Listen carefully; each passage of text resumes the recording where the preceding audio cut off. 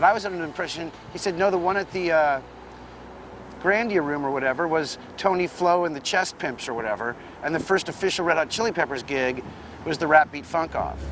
So I gave him the little flyer for it. So I guess I saw the very first show.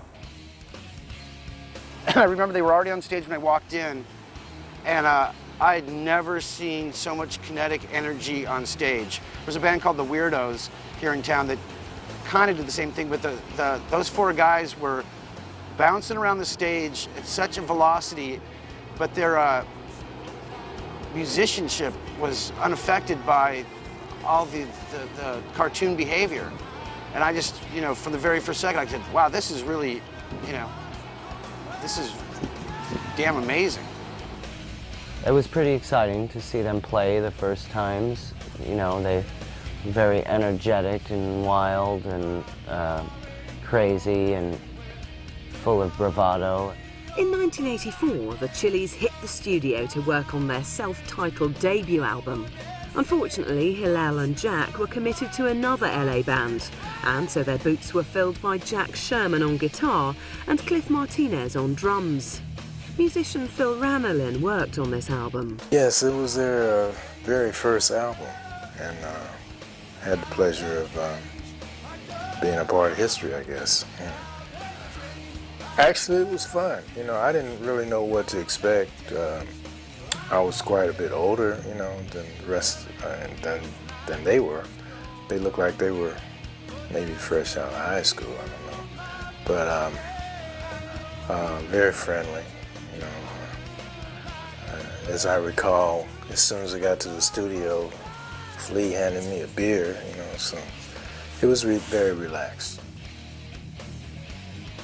But you could sort of tell that it was a childhood dream, that to do this, like this is anyone, as an artist, the first is always, it sticks in your mind the most, and you always remember that, so it's a foundation, so they were quite animated and excited about it. They had a song on their album called Baby Appeal. And I remember we'd gotten out of it, we were standing on the street and we just picked up that demo tape.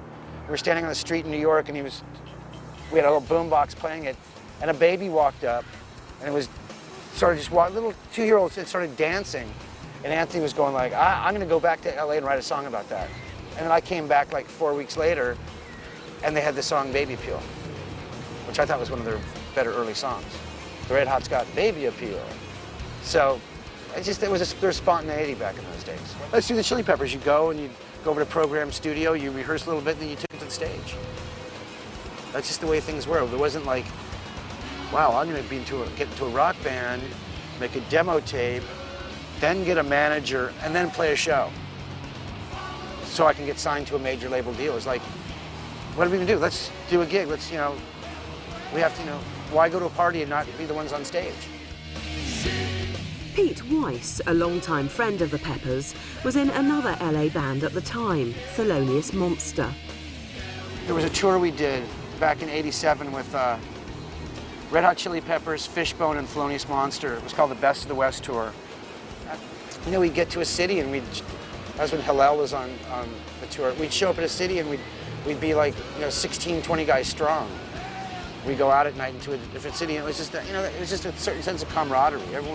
Everyone would show up to each other's shows, everyone would hang out with each other, and it was just a great time. I mean, we really felt that we were invincible. And it turns out, a lot of us went through some hard times in between here and there, but, I guess it all worked out. Everyone's, for the most part, is still here.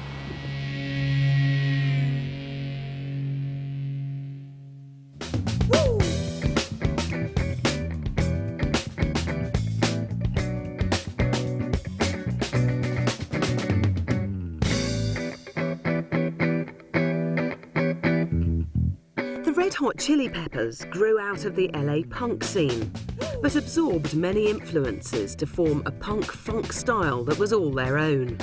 This really made them stand out from their peers. Energy, that you could expect when you went to see a show like that. It was unbelievable. They were just kids at that time. I guess they were I guess they could have been teenagers, definitely in their early 20s, and you went to their show and it was just like, it was like nothing you'd ever seen. There was a very large scene back then, and people got very caught up in the idea that there was something new and fresh going on, and that we didn't have to stick with that whole cocaine disco mentality of the 70s, you know, the businessman in the suit and all that stuff. So I think that that was probably a good expression of the feeling at that time, which was, hey, you know what, this is what we want to do, and if you don't like it, well, sod off, you know. But they also had a whole bunch of, you know, influences that just weren't hip at all at the time. They were obviously listening to Sly and the Family Stone and a certain degree of Motown, and it seems that from Flea's musical background with having, you know, musical parents and playing other instruments, he was bringing elements to the mix which average garage musicians just weren't even aware of, you know. So they really were, you know, I think in a class of one. Well, what was really different about them was that their music had other influences, you know.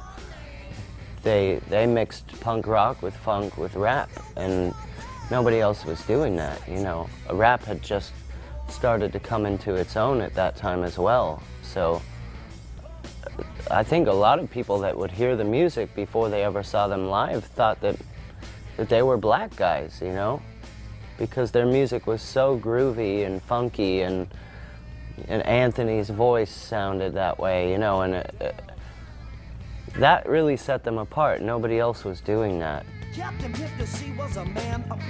Anthony didn't start as a singer. Originally, he was known for his rapping. Chili Peppers did a show opening up for Run DMC at the Warfield Theater. I'll never forget this. We're standing there, and Anthony, like this little smart kid with long blonde hair, walks up to Jam Master Jay, and he said, "Yo, man, I've been working on this rap. I got this rap." And he says, "Yo, they call me the Swan because I weigh my Reggie One and I love all the women to death. I blah, blah, blah, blah, blah, knock you out with a right or a left."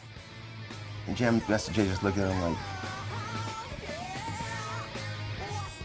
kind of like, "Is you crazy?" And just walked away. He gave him this mean look like, "Yeah," and just walked down. It was the funniest thing. It was the funniest thing because Anthony thought it was so cool, so down, so bad, and he just basically got dissed. It was hilarious.